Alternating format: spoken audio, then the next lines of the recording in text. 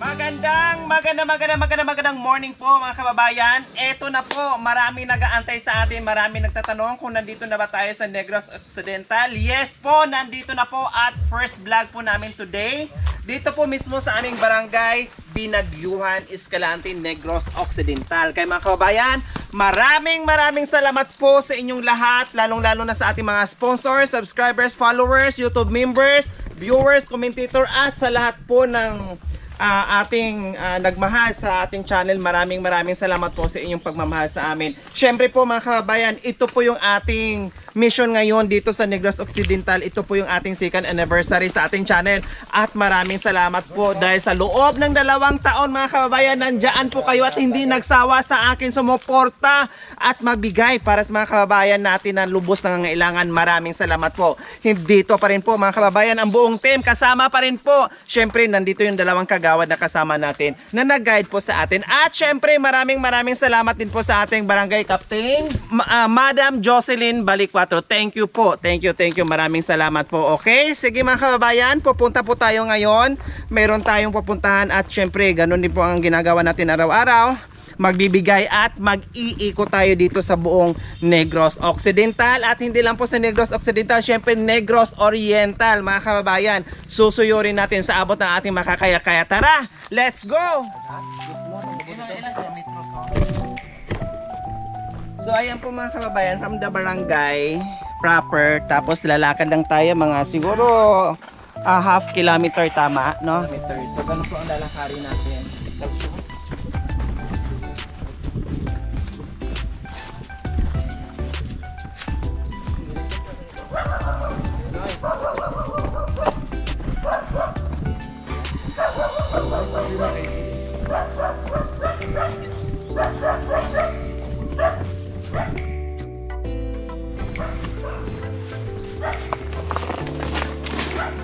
So ayan po mga kababayan, ito yung dinadaanan natin kasi umulan kagabi mga kababayan, kaya medyo putik, pero syempre ganun ang ginagawa natin araw-araw. Hindi tayo magpapatinag kung ano mang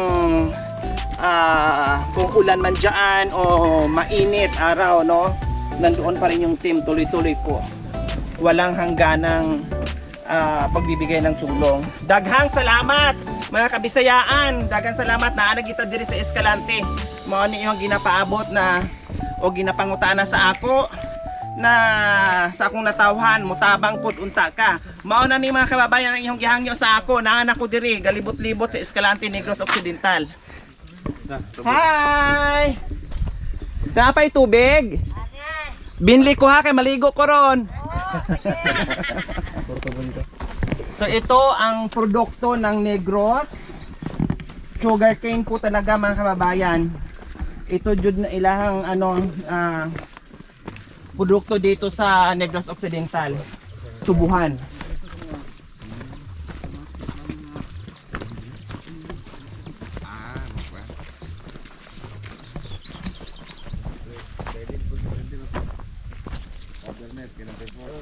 So ayan na po, no mga kababayan, nakita niyo po diyan na po, no, yun na po yung pamilya na pupuntahan natin, na tutulungan natin. At syempre kasama po natin yung ating barangay kagawad, Ramon Contiga, at syempre yung aking brother na si Doni Talita. Ayan, nakaguide po sa atin. Ito po yung mga kababayan na mas madali tayo makahanap kasi sila mismo nag-guide sa atin. Hindi na natin kailangan na yung mag-iikot ka pa, manghuhula ka pa kung mayroong bang tao doon o wala.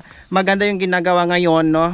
Kahit pa paano, magpasalamat tayo sa ating barangay officials na nakikipag-coordinate sa atin at sinasamahan tayo, ginaguide tayo. Kaya tara.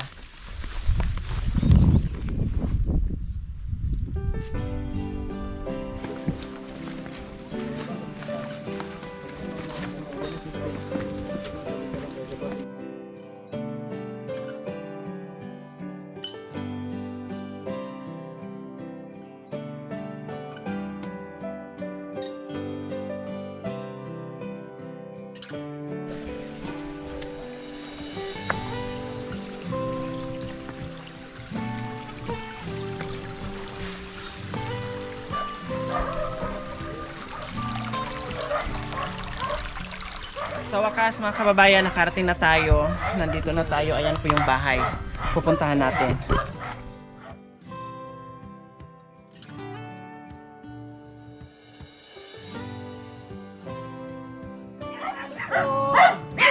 Magandang tanghali. Pasensya na sa aming disturbo, Lula. Anong pangalan ni Lula? Emilita. Emilita. Si Lula Emilita, ilang taon na? 72. 72 na kayo. Wow, ang haba naman ng buhay ni Lula. Nasaan na si Lolo? Sa uma. Naguna. Naguna. Oo. Sinong kasama po niya doon? Sa kwan man na siya nag-star good sa Cebu. Sa Cebu, dati. Oo. O tapos, Pero ning kwan siya dire. Nagkita ay me, nag-asawahay me. taga Cebu si Lolo. Dito daw sila nagkita at dito na sila nag-asawa. Oh. Ilan po ang anak niyo, Lula? Walay anak si Lola ni mo kay napatay ang bata ni sa kabuok ang ako ang bata pero sa unang bana. Sa inyong duha na kayo na ang dalawa nagsama. Wala mi bata sa karon. O ibig sabihin, dalawa lang po talaga kayo dito nakatira. Oo. Ang layo nyo naman sa barangay. Kahit sa barangay, ang layo nyo. Nandito na talaga kayo sa pinakasulok-sulok na sityo ng barangay. Oo. O kumusta ang buhay-buhay, Lula? Opo po kayo, Lula. So ayan po mga kabayan, no? Dalawang matanda na nakatira dito sa napakasulok. No? Pero hindi alintana yung hirap mga kababayan. Biro niyo po mga kababayan, 72 tapos 84 years old po yung kanyang mister. Pero take note mga kababayan, ako'y napahanga. Wala silang anak at dadalawa lang sila dito pero nakita niyo naman po mga kababayan kung ano ang palibot sa bahay ni Lula Emilita. Hitik sa mga halaman, no? At ang linis mga kababayan, paano ito nagagawa ni Lula Emilita sa araw-araw, no? Ang dami lang pananim. Ayan po, talagang palibot po sa bahay. Wow, naka-bermuda pa ang bahay ni Lola Emilita. Oh, 'di ba? Mga kababayan, kahit gaano kahirap yung buhay nila pero talagang maayos na maayos sila sa bakuran. Talagang naalagaan ni Lola. Dito po sa itong simpleng bahay po ni Lola Emilita, mga kababayan, nakita nyo naman po itong yung kabilang side, yung harapan po medyo okay sa tingnan, no? Pero yung likuran po mga kababayan, nakita nyo po talagang warak na, no? Dahil siyempre matanda na, sabi nga ni Lula. At base pa sa aming interview dito na talagang binibigyan lang sila doon sa mga kapitbahay, no? Para kahit papaano na meron silang makakain. 72, 84 years old silang mag-asawa. Wow, mga kababayan, gaya ng sinasabi ko, talagang halatang napakasipag nila, no? Hindi alintana yung sobrang sipag nila mga kababayan. Nakita natin. Dahil masipag magtanim sa bukid, syempre, may aanihin, may saging. Oh, diba? Kahit wala kang bigas o wala kang ulam, kasi ang saging, pag inilaga mo, mabigat sa tiyan. Pag wala kang ulam, ang saging na saba, pwede mong iulam sa kanin at ginagawa ko yan noon. No? Madalas ko yung inuulam pag wala kami kasi nasa bundok kami noon eh. Pag wala kaming ulam, kinakain at inuulam namin yan. Kaya nakaka-relate ako pag ganyang buhay. Lula, may sinaing na kayo, may bigas kayo. Ang bugas na mo duha lang ka kilo. Nga kan. 2 kilo. Binakal ni Pero, Lolo ni mo. nagsaing na kayo, Lula. Ha? May sinaing na kayo. Oo. O anong ulam? Sudan. Buwad. Wow, unsang buwara. Kanang doloy. Wow, ang sarap naman. So, buti na lang mayroon pang 2 kilong bigas. Ilang linggo, ilang araw po yan bago maubos yung bigas? Ang kanang mahurot na nga mo ang bugas. Opo. Nang tingkahoy ang amo ang longagon o kuryoso. Kuryoso. Oo. Lola, paano ba nangyari? Ano po bang nangyari sa inyo? Paralyzed po ba kayo? Gamay pa ko. Na Opo. napas mo. Nabinat. Oo. Sa kwan. Unya, gipabulong na mo. Opo. Dito sa Cadiz, tulo ko ka o kabulan. O 3 ka bulan. Oo. Indiksyon na mo Opo. nako. Unya, wala man maumpawe. Hantod karon. Oo. Yang, Oh. Okay, Lola. Emilita, puntahan po namin si Lolo, ha? oo. O, addoon na mo, ha? Oo. Oh, Dato. tawagon na mo kay paulion kay maniud to na. Kakain na kay mag-lunch naman. Oo. Okay, sige. Okay.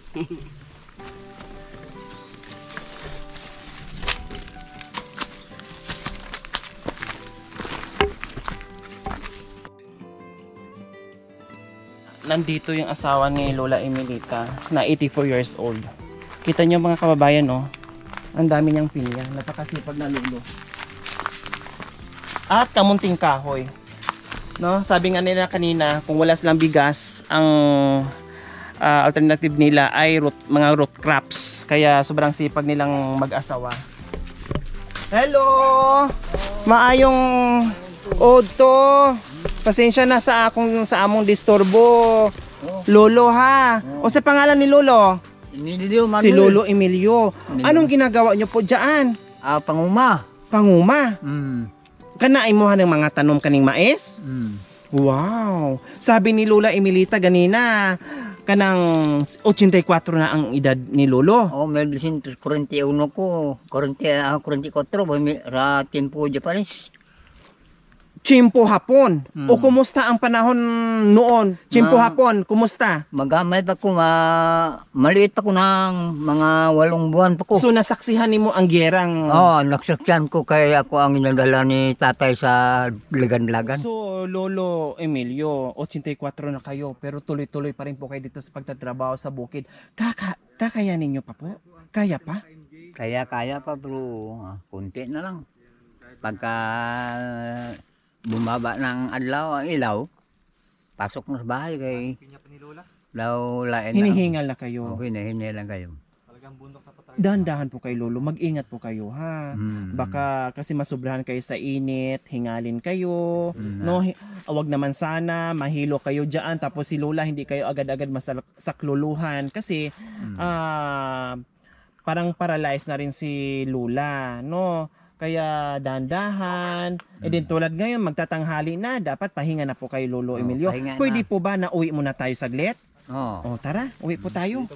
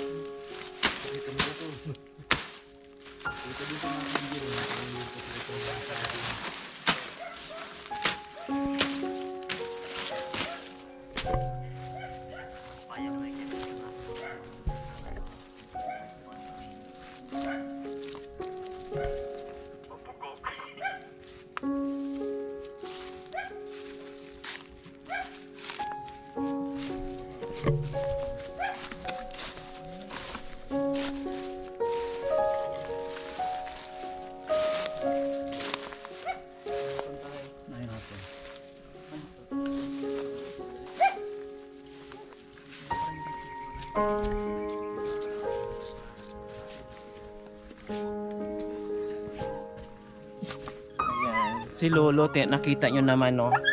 Kuba na. Pero, kumbaga, malapit na ang dapit hapon sa buhay ni Lolo, pero tuloy-tuloy pa rin sa pakikibaka para mabuhay sa araw-araw at mabili yung pangangailangan. Ito si Lolo Emilio, 84 years old, and si Lola Emilita, 72 years old. So, si Lola nandito sa bahay, nagsasaing din, si Lolo naman nandoon sa bukid pa rin. Ako'y nahabag, mga kababayan. Ito yung sinasabi natin, no, na sobrang nakakaawa yung ating mga seniors kasi imbis na magpahinga sila at magpa-relax na lang sa edad nila, pero hindi lang makuha, mga kababayan, kasi kung magpa-relax sila at hindi sila magtrabaho, paano yung buhay-buhay nila, no? Paano yung pagkain nila sa araw-araw? Kaya tayong mga anak, mga kababayan, no, sa abot ng ating makakaya, kahit gaano kahirap yung buhay, no, kailangan pa rin natin na kahit pa paano magbigay. Halimbawa, yung isang anak magbigay ng ganito, yung isang anak magbigay ng ganito, no, para yung mga magulang natin na may ganito na ang sitwasyon, hindi na sila magtatrabaho. Kasi delikado na po talaga, mga kababayan. Kasi hindi natin maiwasan talaga na talagang nasa isipan na lang po nila na malakas sila. Pero ang realidad po talaga mga kababayan, hindi na po talaga nila kaya natatagal dyan sa farm, no, na magtatanim kung ano-ano pa. Nakita nyo naman po yung sitwasyon ni Lolo kanina. Okay, Lolo Emilio and Lola Emilita, meron kaming surprise sa inyo, ha? Okay, mga Ruhilios, pasok at may bit na surprise para kay Lola and Lolo.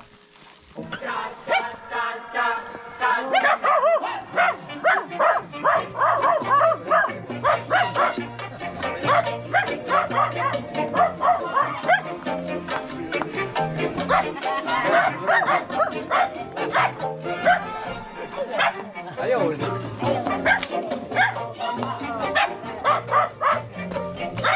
Oh.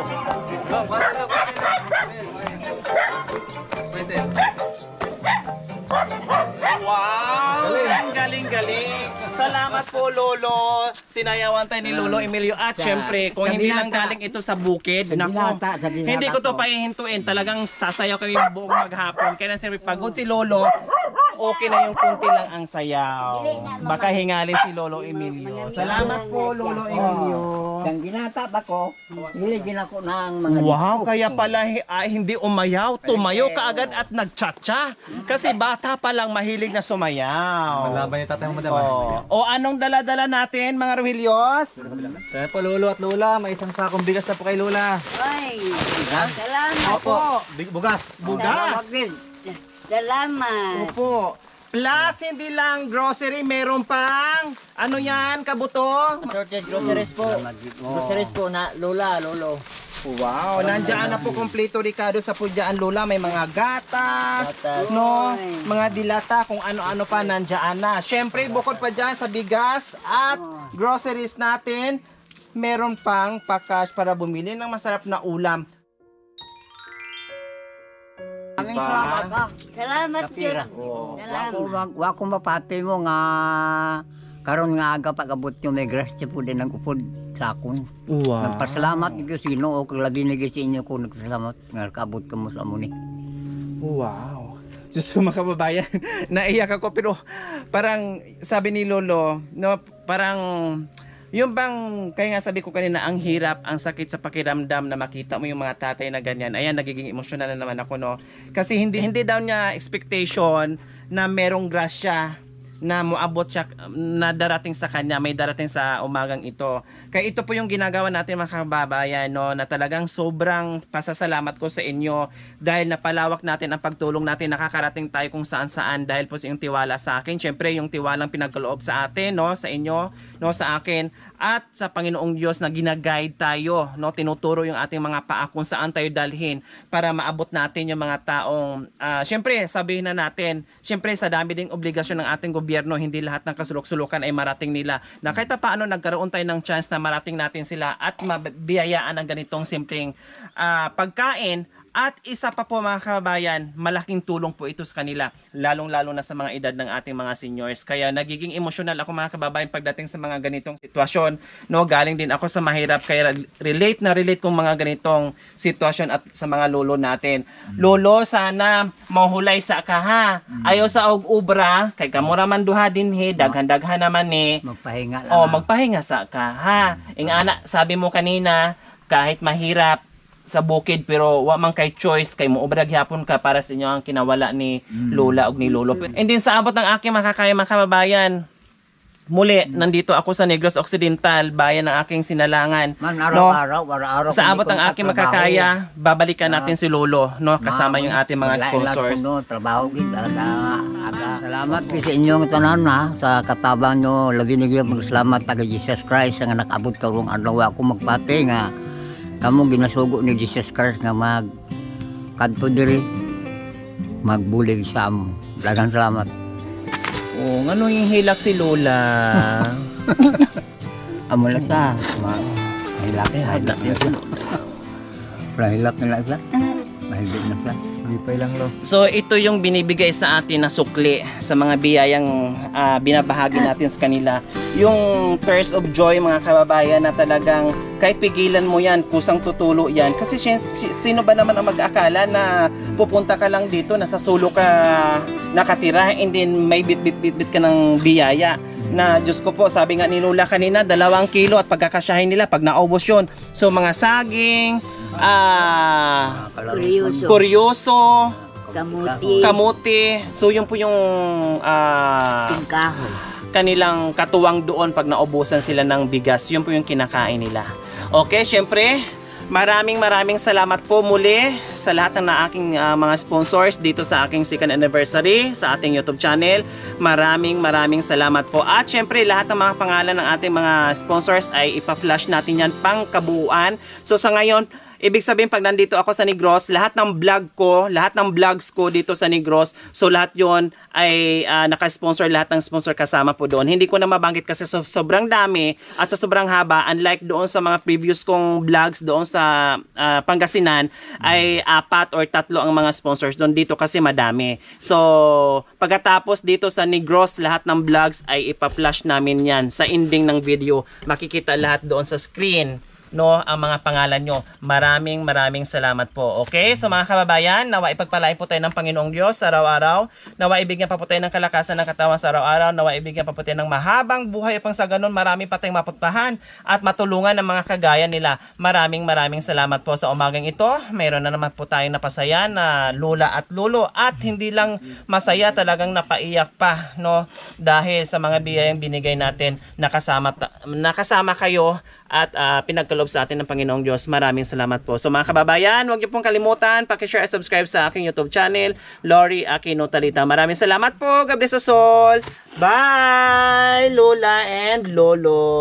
Okay, salamat po. Dito na po kami ha, Lolo. Lola, mag-iingat po kayo. Nasaan ka sa Maynila? Sa Pangasinan po. Pagkasinan. Opo. Pangasinan. Natutugol Nakaadto man ka batang dito sa Pangasinan. Hindi, Pampanga. Pampanga. Malapit lang po yun, no? Magkasunod na sila. Pangasinan sa, kung na siya sa probinsya. Opo, probinsya na po. Okay, sige, dito na po kami ha. Maraming salamat. Oh, walang sa inyo, anuman po. mga kasama. Salamat.